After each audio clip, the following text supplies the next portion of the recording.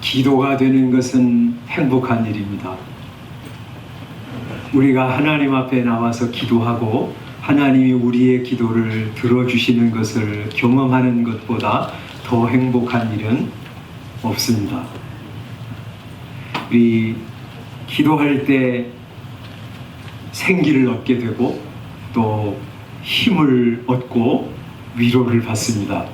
그리고 내 인생을 향한 하나님의 목적과 사명을 발견하게 됩니다.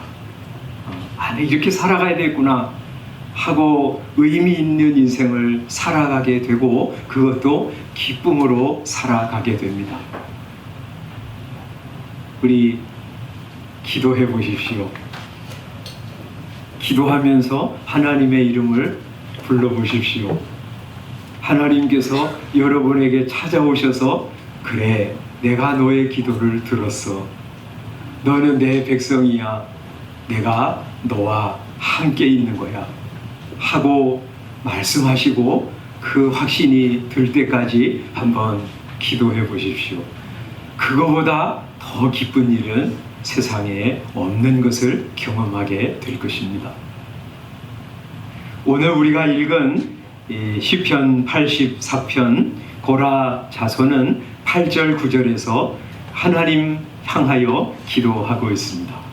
이 기도의 내용을 보면 우리가 어떻게 기도해야 될지, 무엇을 기도해야 할지를 알려주는 많은 교훈들이 들어있습니다.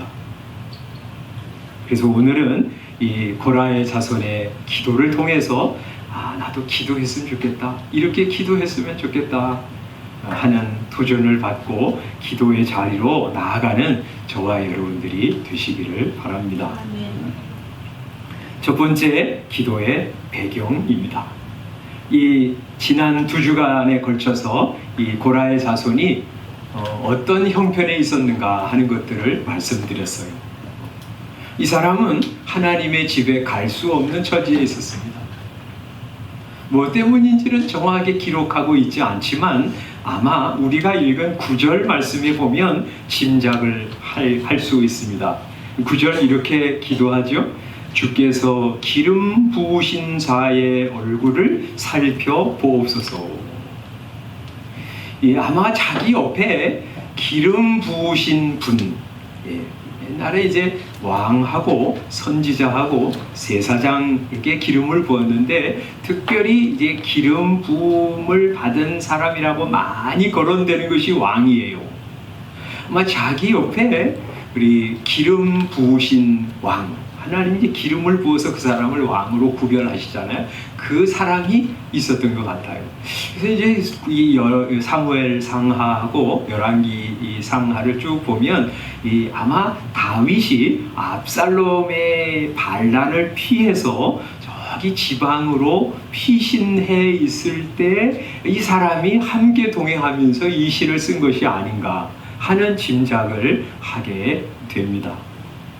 하나님 주께서 기름 부으신 자의 얼굴을 살펴보시고 그를 기뻐하시고 회복시켜 주시고 그리고 그와 함께 백성들과 저를 하나님 앞에 돌아가게 해 주십시오 하고 기도하는 것이다.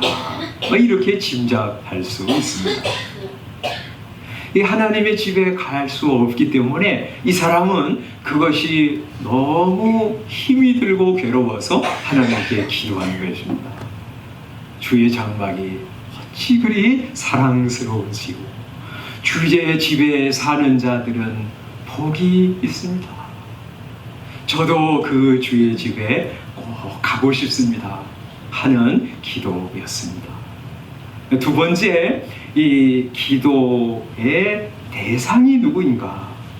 이 고라의 자손은 하나님께 기도하면서 이렇게 기도하지 않습니다. 하나님, 제 기도를 들어주십시오. 하나님, 제 기도에 귀를 기울여 주십시오. 이렇게 기도해도 될 텐데 그는 하나님을 향해서 구체적인 호칭을 부르면서 기도합니다. 여기 8절 9절에만 해도 3가지 호칭으로 하나님을 부르고 있어요. 첫 번째는 뭐라고 기도하죠? 만군의 하나님 여호와여 하고 기도합니다. 이 구체적으로 하나님의 호칭을 부르는 것은요, 의미 없이 그냥 부르는 게 아니에요. 하나님을 믿고 섬기고 기도하다 보면 하나님이 어떤 분인지를 점점 더 알아가게 돼요. 만군의 하나님 여호와라고 하는 말씀은 말씀드린 것처럼 천군 천사들의 찬송을 받으시면서 그들을 거느리면서 온 우주와 세상과 세상의 역사를 자신의 뜻대로 통치하시는 전능하신 하나님을 일컬어서 이렇게 부르는 거예요. 그 만군의 하나님 여호와는 자신이 원하시면 다 이루실 수 있는 전능하신 하나님이세요. 그래서 그렇게 기도하는 거예요. 만군의 하나님 여호와께서 저의 기도를 들어주십시오 하고 기도하는 것이죠. 하나님께서 들으시면, 그 하나님께서 들으시면 다 이루실 수 있거든요. 하나님은요, 뭐 어디 조그만 지역의 수호신이 아니에요. 여기 예배당에만 계시고 밖으로 나가면 하나님은 힘도 못 쓰시는 그런 하나님이 아니라 온 세상 역사를 지배하시고 통치하시는 전능하신 하나님이시기 때문에 그 하나님께 간구하면서 기도하는 거예요. 두 번째, 하나님을 향하여 기도할 때 그는 야곱의 하나님이여 귀를 기울이소서 하고 기도합니다. 야곱은 이스라엘이죠. 이스라엘의 하나님 여호와여 하고 기도할 때 자기가 누구예요? 이스라엘 백성이 일원이에요. 그래서 자기 백성을 사랑하시고 돌아보시고 자기 백성을 버리지 아니하시는 이스라엘의 하나님 여호와여, 이스라엘의 한 사람인 제가 하나님 앞에 기도하오니 저의 기도를 귀 기울여 들어주십시오 하고 기도하는 것입니다. 세 번째, 우리 방패이신 하나님이여 하고 기도하고 있어요. 다윗 왕이 압살롬의 반란을 피해서 도망갈 때 그와 함께 백성들과 제가 도망했습니다. 피신해 와 있습니다. 하나님이 우리를 방패처럼 보호해 주셨습니다 하고 감사하면서 하나님께서 방패로 우리를 보호해 주시기를 기도하고 있는 것입니다. 우리 이렇게 이 고라의 자손이 하나님을 구체적인 호칭으로 부르면서 기도하는 것처럼 여러분도 그렇게 하나님을 향해서 기도할 수 있습니다. 그리고 기도하는 것이 좋습니다. 여러분, 하나님 저 왔어요 이렇게 기도하는 것보다 이렇게 구체적으로 하나님의 이름을 부르면서 기도하는 것은요, 내용이 있는 기도이고요, 풍성한 기도의 자리로 들어갈 수 있는 입구입니다. 우리가 기도하는 대상은 만군의 하나님 여호와이십니다. 그래서 하나님께 이렇게 기도할 수 있는 거예요. 하나님, 저 파키스탄에 있는, 터키에 있는, 인도네시아에 있는, 요르단에 있는 선교사님들을 주님 기억해 주십시오. 하나님이 만군의 하나님 여호와가 아니면 어떻게 그렇게 기도할 수 있습니까? 하나님이 온 세상을 통치하시는 하나님이시기 때문에 거기서도 사람의 마음을 주장하시고 변화시키시고 거기서도 하나님의 나라를 세워가시는 하나님이시기 때문에 우리가 그렇게 기도할 수 있는 거 아닙니까?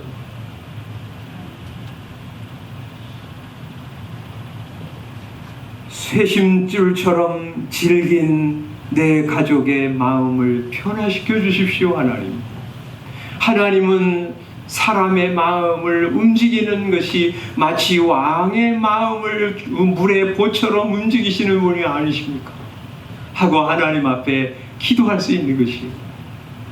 여러분, 그래서 기도할 때 하나님께 기도할 때 만군의 하나님 여호와여, 저에게는 불가능하지만 제 힘으로는 할 수 없지만 만군의 하나님 여호와께서 하실 수 있지 않습니까? 하고 기도하면서 나갈 수 있어요. 또 하나님은 야곱의 하나님이십니다. 이스라엘의 하나님이십니다. 그래서 이 고라의 자손이 이스라엘의 일원이기 때문에 자기 백성을 불쌍히 여겨달라고 이스라엘의 하나님께 기도한 것입니다. 신약 시대에는요, 예수 그리스도를 구주로 믿는 모든 사람들이 하나님의 백성이고요, 참 이스라엘입니다. 그래서 우리는 하나님께 나가서 기도할 수 있는 거예요. 이스라엘의 하나님 여호와요, 자기 백성을 돌아보시고 결코 버리지 아니하시는 하나님, 자기 백성의 신음소리까지도 들으시는 하나님, 제가 주 앞에 왔습니다. 제가 정말 기도하러 주 앞에 왔으니 저의 기도를 들어주십시오. 하나님 앞에 나가서 기도할 때 우리 방패이신 하나님이여 하고 기도할 수 있는 것입니다. 이 성도가 피신을 할 때 하나님이 방패처럼 보호해 주신 거 감사하면서 하나님을 그렇게 부른 것처럼 우리도 하나님을 향하여 그렇게 부를 수 있습니다. 우리가 지금까지 숱한 위기를 지나왔어요. 죽음의 위험도 있었고 절체절명의 순간들도 만났습니다. 흉악한 사람들도 만났어요. 그럴 때 하나님께서 우리를 건져주시고 보호해 주셨습니다. 그거 뒤돌아보면서 하나님은 우리의 방패이십니다. 여태까지 하나님이 전능하신 능력으로 제 인생을 보호해 주셨고 우리 가족을 보호해 주셨습니다. 그래서 하나님께 내 인생을 다 맡겨드립니다 하고 맡겨드릴 수 있는 거예요. 여러분, 하나님 앞에 말씀을 읽고 기도하면서 하나님을 풍성히 알아가시고 알아가는 만큼 하나님께 나가서 기도하시고 그래서 하나님을 의지하며 살아가는 성도들이 되시기를 바랍니다. 세 번째, 기도의 근거입니다. 이 고라의 자손은 하나님께 이렇게 기도했지요. 9절에 주께서 기름 부으신 자의 얼굴을 살펴보옵소서. 하나님 기름 부어 세우신 왕의 얼굴을 살펴보시고 그가 어떻게 하나님을 경외하는지 살펴보시고 그를 다시 회복하여 예루살렘으로 돌아가게 해주십시오. 이렇게 기도하는 것입니다. 그리고 그와 함께 우리 백성들을, 그와 함께 저를 예루살렘으로 하나님의 집으로 돌아가게 해주십시오 하고 기도하는 것입니다. 다윗은 그 당시에 기름 부어 세우신 왕, 그 당시에 메시아라고 할 수 있습니다. 이 기름 부어 세웠다 하는 말이 그리스도란 말이고 그것을 헬라어로 메시아라고 부릅니다. 다윗은 그 당시에 임시적인 의미에서 메시아였습니다. 그런데 그 다윗의 성취로 오신 진정한 그리스도 메시아가 예수 그리스도이시죠. 그래서 우리는 예수 그리스도를 힘입어서 하나님께 나아가 기도할 수 있는 거예요. 이 고라의 자손이 이 그리스도 기름 부어서 세우신 이분을 돌아보옵소서 하고 기도한 것처럼 우리 예수님의 이름을 의지하여 하나님 앞에 우리가 나가서 기도하는 것입니다. 여러분이 이 말이죠. 하나님 앞에 나가서 기도할 때 여러분의 힘, 여러분이 가지고 있는 이 상황, 여러분이 지금까지 살아온 인생의 업적들이나 선행, 그거 가지고 하나님 앞에 나가면 하나님께서 받으실 수 없습니다. 오직 우리를 위하여 죽으신 예수 그리스도, 그래서 우리로 하여금 하나님의 성전에 들어가서 지성소에 들어가서 하나님의 은혜의 보좌 앞으로 들어가도록 자기 생명을 다 희생하셔서 길 열어놓으신 예수 그리스도의 이름을 의지해서만 하나님 앞에 나아갈 수 있습니다. 그래서 여러분이 기도할 때 그렇게 기도하는 것입니다. 예수님의 이름으로 기도합니다. 기도하죠? 그것은 기도의 마침을 위한 구절이 아니에요. 나는 예수님의 이름으로 나아가 하나님 앞에 아뢰입니다. 하나님이 그걸 받으세요. 그래서 예수님이 친히 말씀하셨잖아요. 지금까지는 너희가 아무것도 내 이름으로 구하지 아니하였으나 구하라. 그리하면 얻으리니 너희 기쁨이 충만하리라 하고 말씀하셨어요. 그래서 우리는 예수님의 이름을 의지해서 하나님 앞에 나갑니다. 예수님의 이름을 의지하여 나가는 사람마다 하나님이 받아주십니다. 하나님께서는요, 자기 아들 예수님을 사랑하고 기뻐하십니다. 그래서 마태복음 3장에서 그렇게 말씀하셨잖아요. 이는 내 사랑하는 아들이요 내 기뻐하는 자리. 예수님의 이름을 의지하고 나오는 사람들도 하나님이 사랑하시고 기뻐하셔서 받으세요. 그래서 여러분, 그래서 예수님 의지하고 하나님 앞에 나아가고 또 나아가시기 바랍니다. 하나님이 여러분의 기도를 들으십니다. 네 번째, 기도의 내용입니다. 이 사람 뭘 위해서 기도했다고요? 배경에 대해서 말씀드리면서 했는데, 이 사람의 기도의 내용은 그거였어요. 저는 하나님 앞에 가기를 원합니다 하는 것이었어요. 2절에 그렇게 간구한 거 우리 살펴봤습니다. 2절 한번 읽겠습니다. 시작. 내 영혼이 여호와의 궁정을 사모하여 쇠약함이요 내 마음과 육체가 살아계시는 하나님께 부르짖나이다. 하나님, 하나님의 집, 하나님의 뜰을 사모해서 제 몸이 점점 쇠약해 갑니다. 하나님, 제가 하나님께 부르짖습니다. 저로 하여금 하나님의 집에 가게 하시고 하나님 앞에 나타나게 해주십시오 하고 기도했습니다. 그는 그것이 기도의 중심이었어요. 그래서 우리도 기도할 때 뭘 중심 삼고 기도하는 것이냐면 이렇게 기도하는 거예요. 하나님, 내게 닥치는 모든 일들을 통해서 하나님 앞에 나아가기를 원합니다. 하나님께 가까이 가기를 원합니다 하고 기도하는 거예요. 물론 다른 것들을 위해서 기도할 수 있어요.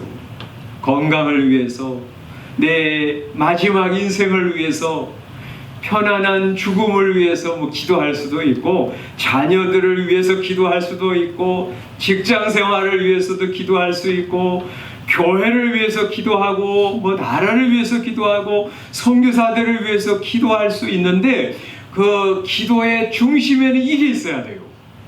하나님, 내가 만나는 모든 일들을 통해서, 그걸 통해서 하나님으로부터 멀어지지 않게 해주시고 하나님께 가까이 가게 해주십시오 하고 기도하는 기도의 내용이 있어야 돼요.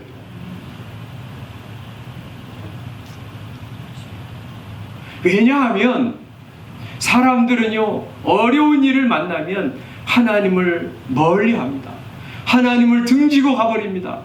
하나님이 이럴 수 있어 하고 원망하면서 하나님을 떠납니다. 그래서 우리는 고난을 만날 때 우리 마음속에 그런 생각이 안 드는 게 아닌데, 그런 생각이 들 때 그걸 가지고 하나님 앞에 기도하는 거예요. 하나님, 제가 이렇게 고난을 만날 때 하나님을 향해서 섭섭한 마음이 드네요. 그래서 하나님 앞에 기도합니다. 이 환난을 만나면서 제가 하나님을 등지고 멀리 떠나지 말게 해주시고, 도리어 이 고난을 통해서 하나님께 가까이 나아가는 성도가 되게 해주십시오 하고 기도하는 거예요. 사람이 좋은 일을 만나면 감사할 것 같지만 감사는 안 하고요, 자랑을 합니다. 내가 이런 사람이다. 정말 괜찮은 사람이야. 내가 선택 잘했잖아.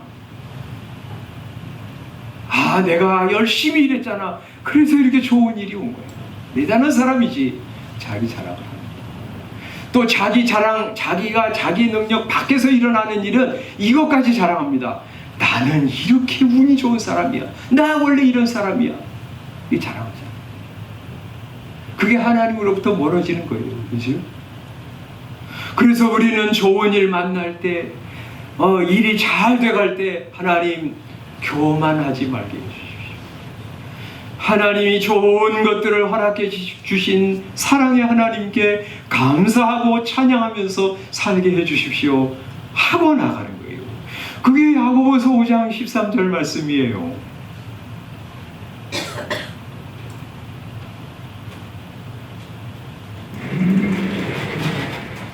써놨습니다. 야고보서 5장 13절 한번 읽어보겠습니다. 시작. 너희 중에 고난 당하는 자가 있느냐? 그는 기도할 것이요. 즐거워하는 자가 있느냐? 그는 찬송할지니라. 하나님은요, 우리에게 이 세상에 일어나는 모든 일들을 통해서 그걸 재료 삼아 하나님께 나오라고 말씀하세요. 그죠? 고난을 당할 때 그걸 가지고 하나님께 기도하면서 나오라고 그랬어요.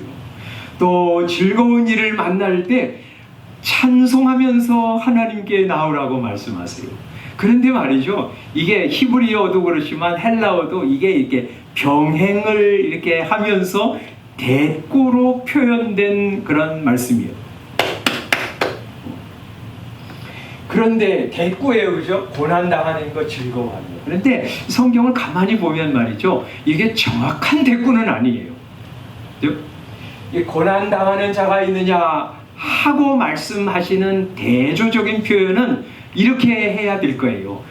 형통한 자가 있느냐, 이렇게 될 거예요, 그죠?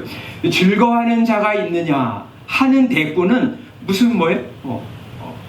괴로워하는 자가 있느냐, 슬퍼하는 자가 있느냐, 이게 대꾸예요. 그런데 이 두 다른 대꾸를 통해서 두 가지 얘기를 다 하고 있는 거예요. 정확하게 말하면 고난당하는 자가 기도해라, 즐거워하는 자가 찬송해라, 그런 말이 아니라 여기 조금 더 정확하게 표현하자면 이런 표현이에요.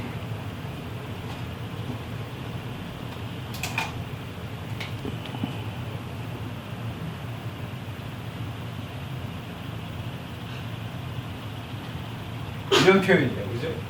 그러면 여기에는 이제 형통이라고 말하죠. 요건 말이죠, 상황, 환경, 사건이라고 말할 수 있어요, 그죠? 요거는 뭐냐면 감정이라고 말할 수 있어요. 이 상황을 만날 때 우리 마음 속에서 일어나는 감정이에요. 그걸 가지고 하나님께 나오라는 말씀.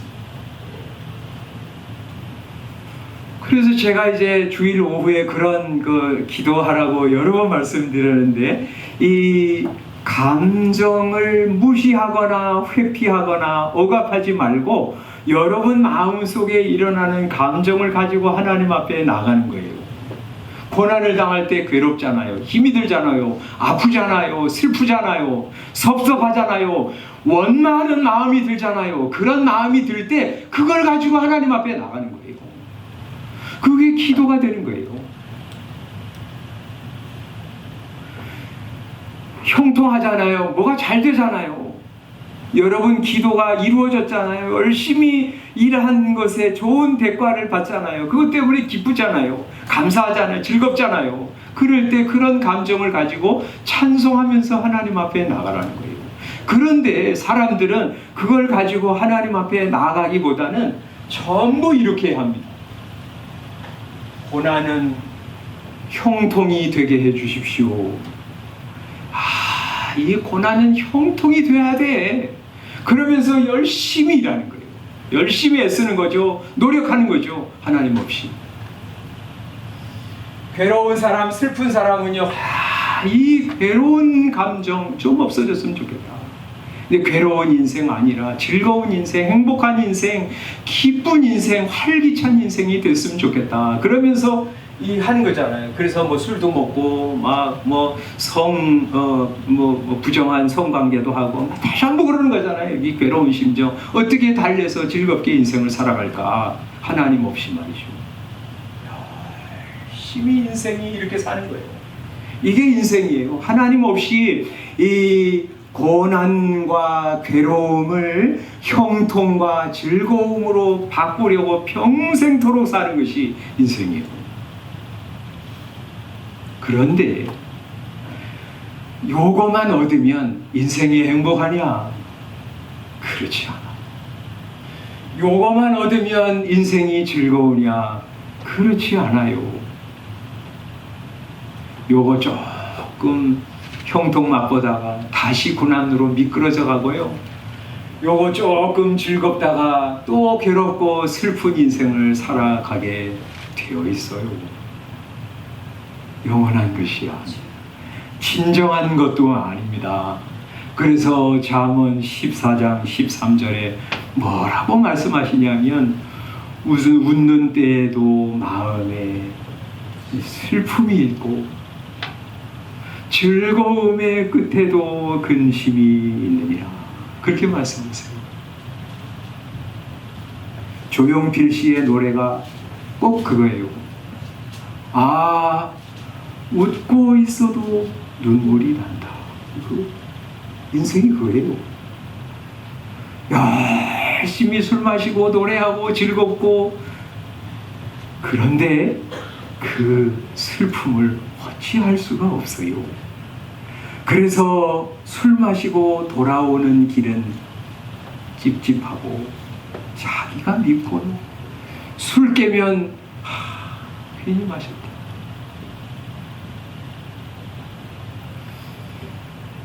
조금 형통 맛보다가 다시 고난과 실패로 미끄러져 가는 것이 있습니다.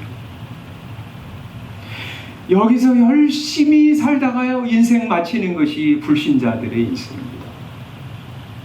주님은 그런 인생이 아니라 고난을 당할 때 괴로우냐 하나님께 기도하면서 나오라 고 우리에게 요청하세요. 고난을 가지고 괴로움을 가지고 하나님 앞에 나와라. 하나님을 만나라 그러세요.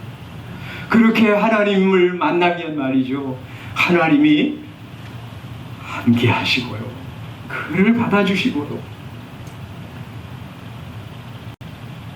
영생을 주시고요, 하늘나라의 기쁨을 허락해 주세요. 이 고난을 해결해 주실 수도 있지만 주시지 않을 수도 있어요. 그런데 고난을 통하여 괴로움을 경험한 사람들이 하나님 앞에 나올 때 하나님을 만나면 그는 진정한 행복을 발견하게 됩니다. 그래서 그는 말이죠, 이거 해결 안 돼도 좋아. 내가 암 걸린 것이 그대로 나를 힘들게 해도 나는 좋아 하고 하나님 만족해하고 하나님 백성 된 거 기뻐하면서 살아가는 사람들이 많아요.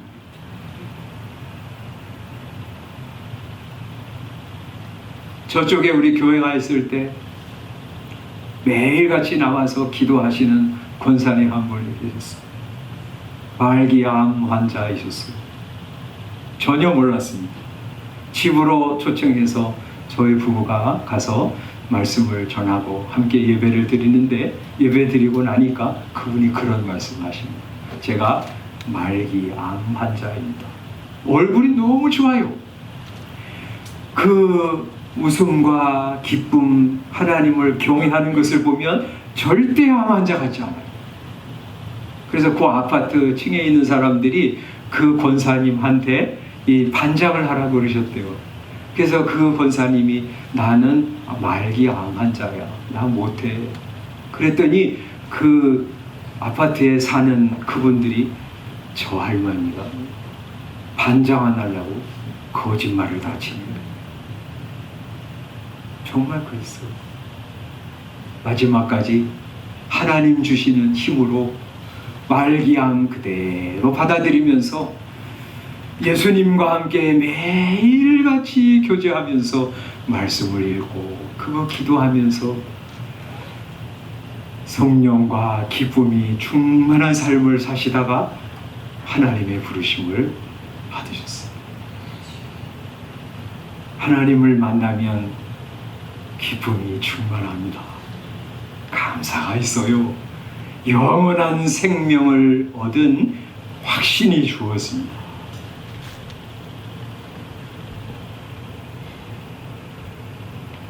여러분도 여러분의 인생 가운데 다가오는 모든 일들, 고난, 고통을 통해서 갖게 되는 괴로움과 즐거움의 감정들, 그거 다 가지고 살아계신 하나님, 만군의 여호와, 이스라엘의 하나님, 우리의 방패이신 하나님께 나가서 기도하는 성도들 되시기를 바랍니다.